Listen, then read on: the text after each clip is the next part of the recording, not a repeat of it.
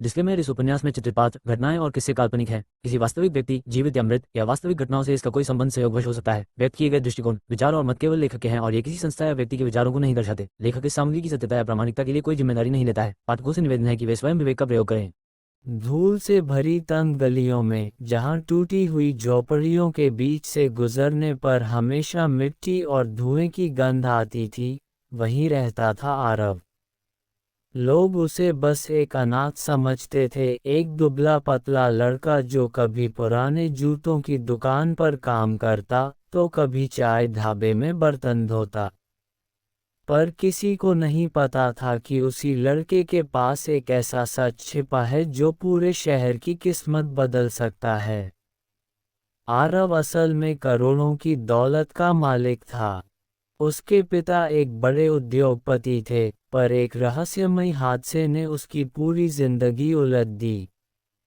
दुनिया ने सोचा उनके बेटे की भी मौत हो गई, लेकिन असल में वह जिंदा बचा लिया गया और एक गरीब मोहल्ले में छुपाकर पाला गया ताकि दुश्मनों की नज़र कभी उस पर ना पड़े। अब 17 साल का आरव टूटी स्लेट पर बच्चों को पढ़ाते हुए मुस्कुराता था, जबकि उसके दिल में हमेशा सवाल उठता, अगर लोग जान गए कि मैं कौन हूँ, तो क्या मुझे अब भी ऐसे ही अपनाएंगे? उसे ये भी नहीं पता था कि जल्द ही उसके अतीत के राज खुलने वाले हैं। और वो चाय ढाबा, वो टूटी गलियां और वो छोटे छोटे बच्चे, सब एक ऐसे खेल का हिस्सा बनने वाले थे जहां दोस्ती, धोखा और दौलत की टक्कर होगी। आरव की जिंदगी बाहर से साधारण थी। सुबह ढाबे पर काम, दोपहर में बच्चों को पढ़ाना और रात को पास की पुरानी छत पर जाकर आसमान को घूरना, यही उसकी दिनचर्या थी। लेकिन उसी गली में एक नई लड़की आई, काव्या। वो बेहद अलग थी, बाकी लोगों जैसी नहीं। साफ कपड़े, आत्मविश्वास भरी चाल और आंखों में एक चमक जो आरव के मन को बेचैन कर देती थी। पहली मुलाकात में ही उसने आरव से कहा, तुम बाकी सब से अलग लगते हो, यहाँ रहते हुए भी जैसे तुम्हारा मन कहीं और है। आरव चौंक गया। उसे पहली बार लगा कोई उसकी आंखों के पीछे छिपे राज को पढ़ रहा है। काव्या असल में कौन है, ये किसी को नहीं पता था। उधर शहर के एक कोने में आरव के पुराने दुश्मन, उसके पिता के बिजनेस पार्टनर्स, अब भी सोचते थे कि उस वारिस की मौत हो चुकी है। लेकिन अचानक किसी ने उन्हें खबर दी, वो लड़का जिंदा है और यहीं इस शहर में है। अब शुरू हुआ असली खेल। छोटे मोहल्ले का मासूम सा लड़का, लाखों के बीच रहस्यमयी लड़की, और अरबों की दौलत की गद्दी पर मंडराता हुआ साया। आरव ने कभी सोचा भी नहीं था कि कोई उसकी जिंदगी में इतनी जल्दी इतनी जगह बना लेगा। काव्या न सिर्फ समझदार थी, बल्कि बेहद जिद्दी भी।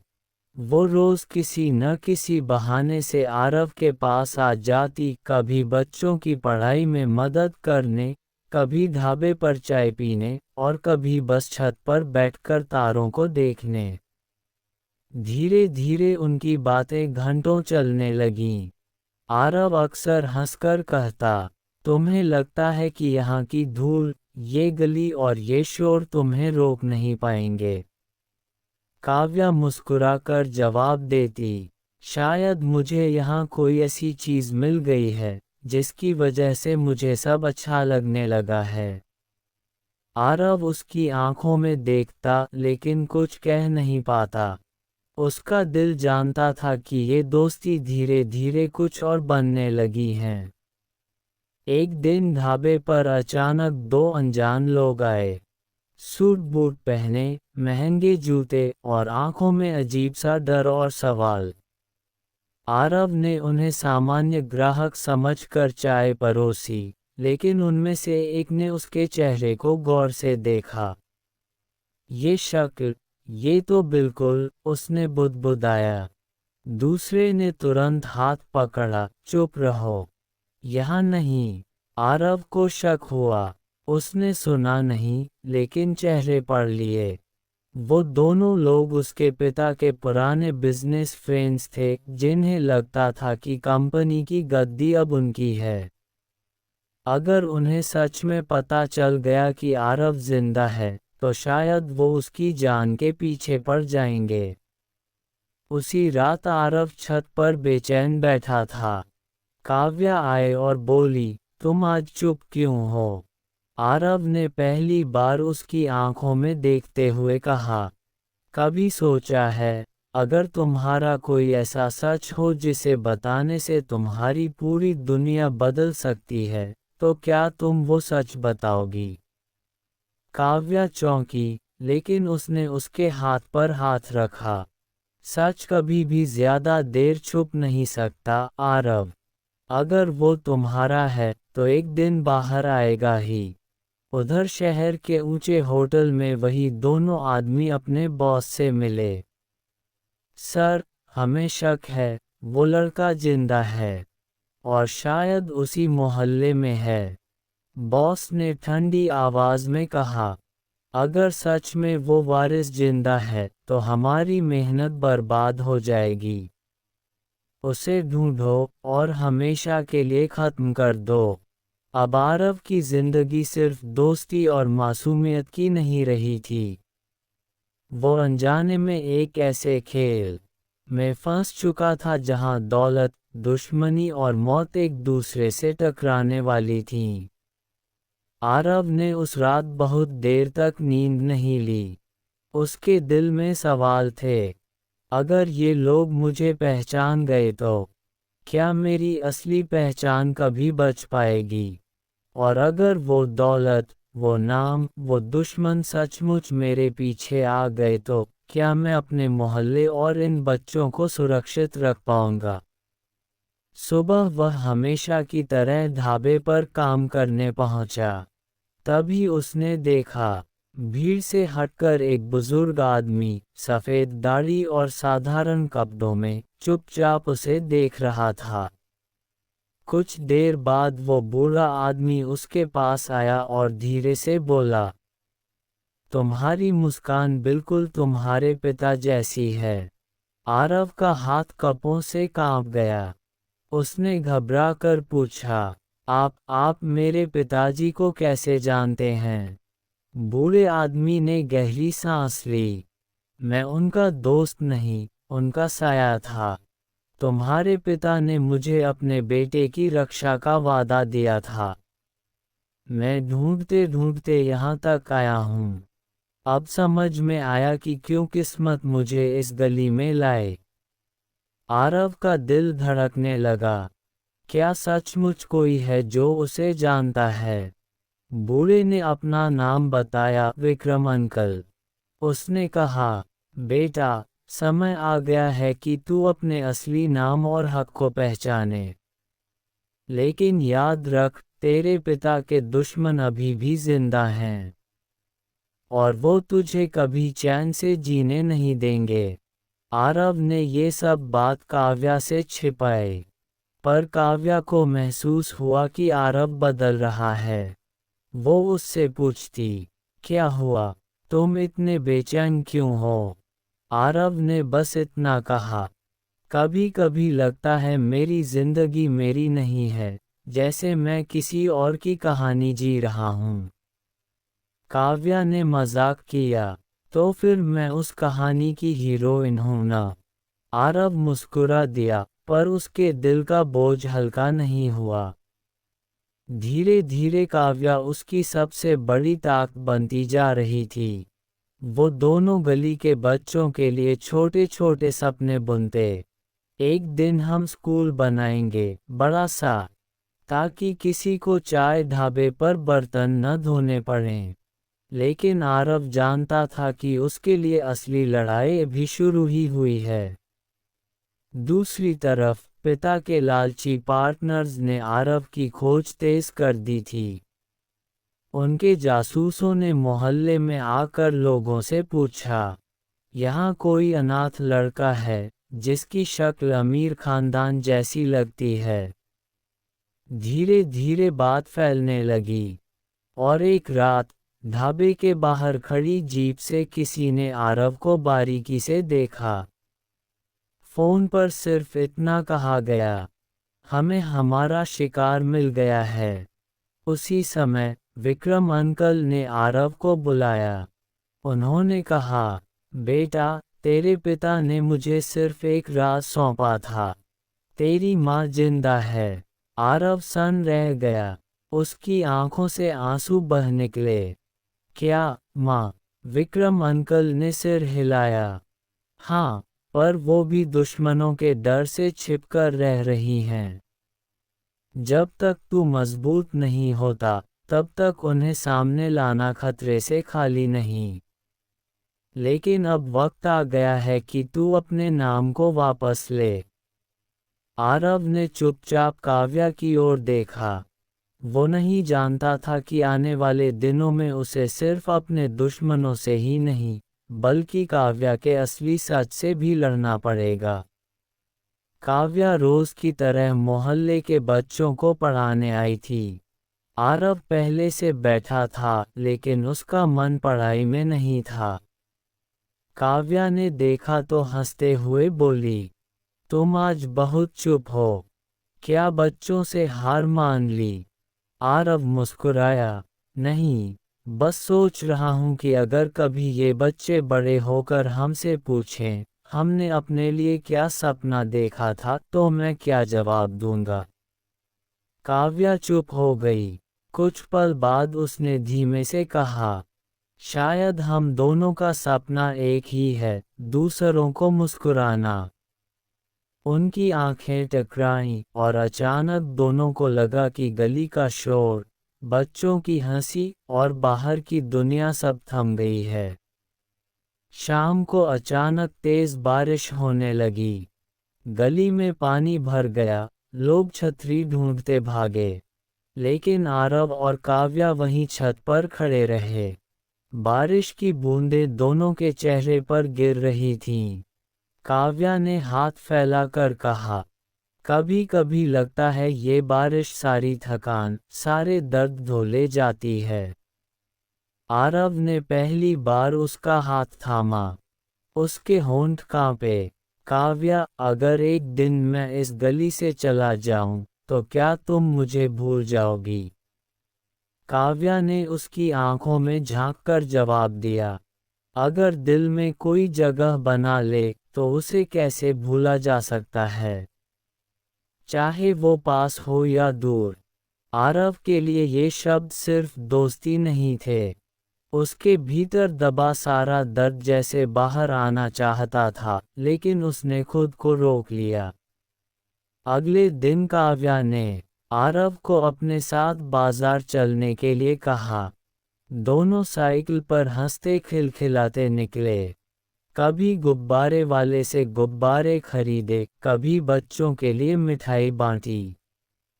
भीड़ में अचानक एक बुजुर्ग ने उन्हें देखकर कहा, अरे वाह, क्या जोड़ी है, भगवान सलामत रखे। आरव हंसा तो, लेकिन भीतर कहीं दर्द भी उठा, क्योंकि वो जानता था उसकी असली पहचान अगर सामने आई, तो शायद ये सुकून हमेशा का न रहे। काव्या को उसकी आंखों का दर्द दिख गया। उसने चुपचाप उसका हाथ पकड़ लिया, जैसे कह रही हो, तुम्हें चाहे जो लड़ाई लड़नी पड़े, मैं साथ हूँ। वहीं दूसरी तरफ विक्रम अंकल ने आरव को चेताया, बेटा, काव्या कितनी भी अच्छी लगे, पर किसी को अपने राज मत बताना। अभी वक्त सही नहीं है। तेरे दुश्मन नजदीक आ रहे हैं। आरव उलझ गया। दिल उसे कह रहा था कि काव्या पर भरोसा करे, पर दिमाग कह रहा था कि अभी सच कहना खतरे से खाली नहीं। काव्या ने भी महसूस किया कि आरव उससे कुछ छुपा रहा है, लेकिन उसने सवाल नहीं किया। उसने बस मुस्कुराकर कहा, दोस्ती का मतलब है भरोसा। मैं इंतज़ार करूंगी जब तक तुम खुद बताने का हिम्मत नहीं जुटाते। आरव ने उस रात आसमान की ओर देखा और मन ही मन कहा, अगर किस्मत ने साथ दिया तो मैं इसे सिर्फ दोस्त नहीं, अपने जीवन का हिस्सा बनाऊंगा। मोहल्ले की छतें अक्सर उनकी दुनिया बन चुकी थीं। बच्चे सो जाते, ढाबे की दुकान बंद हो जाती और गली में बस कुत्तों के भौंकने और हवा की सीटी बजाने की आवाज़ रह जाती। उस रात काव्या और आरव दोनों छत पर बैठे थे। आसमान में पूरा चांद था। काव्या ने आसमान की ओर देखकर कहा, तुम्हें पता है, मैं बचपन से चांद से बातें करती हूँ। लगता है वो मेरी सारी बातें सुनता है। आरव ने हैरानी से पूछा, सच? काव्या मुस्कुरा दी, हाँ, और कभी कभी लगता है कि चांद भी मुझे जवाब देता है। जैसे आज वो कह रहा है कि मैं अकेली नहीं हूँ। आरव उसके चेहरे को देखता रह गया। उसके मन ने कहा, काव्या, अगर मैं सच बता दूं कि मैं कौन हूँ, तो क्या तुम अब भी मेरे साथ खड़ी रहोगी? पर उसके होंठ चुप रहे। उसने सिर्फ धीरे से कहा, अगर तुम्हें कभी सच में अकेलापन लगे तो मुझे भी याद कर लेना। मैं हमेशा तुम्हारे साथ रहूंगा।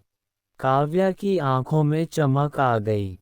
उसने मजाक में कहा, तो फिर आज से हम दोनों चांद के सीक्रेट फ्रेंड्स हैं। दोनों हंस पड़े, लेकिन दिल में कहीं एक अनकहा वादा बंध गया। अगले हफ्ते मोहल्ले में वार्षिक मेला लगा। रंग बिरंगी लाइटें, झूले, गोलगप्पे और ढेर सारे लोग। काव्या बच्चों को झूला झुलाने ले गई। आरव पीछे पीछे चलता रहा। अचानक गोलगप्पे खाते खाते काव्या की नज़र एक जोड़े पर पड़ी। लड़का और लड़की हाथ थामे हंसते हुए झूले पर बैठे थे।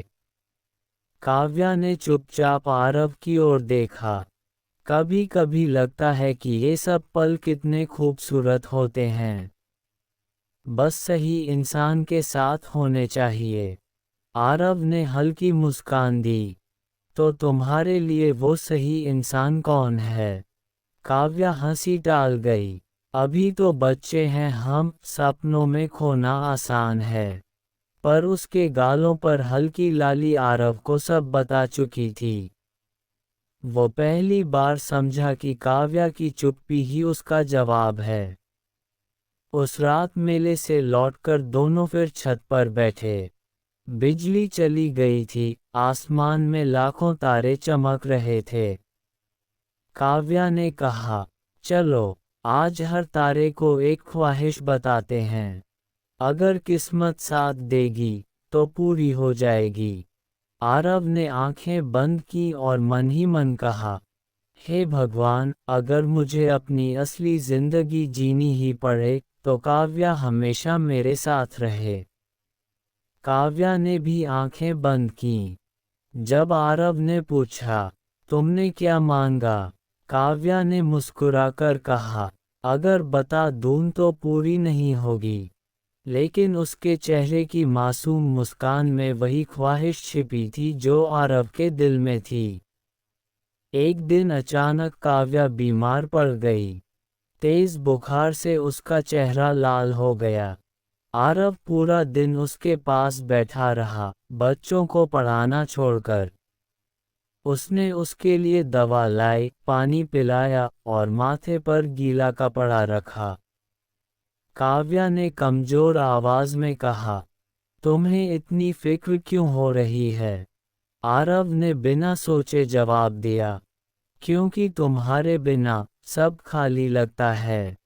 काव्या चौंकी, उसकी आंखों में हल्की चमक आई, लेकिन उसने कुछ नहीं कहा। बस आंखें बंद कर ली और होठों पर हल्की मुस्कान आ गई। आरव ने महसूस किया कि यह सिर्फ दोस्ती नहीं रह गई है। ये कुछ और है, कुछ ऐसा जिसे वो अभी नाम देने से डर रहा था। कुछ दिन बाद काव्या ठीक हो गई। उसने आरव से कहा, पता है, बुखार में मैंने एक सपना देखा था। तुम मुझे कहीं दूर ले जा रहे थे, जहां न ये गली थी, न ये मुश्किलें, बस हम दोनों थे। आरव की आंखें भर आईं।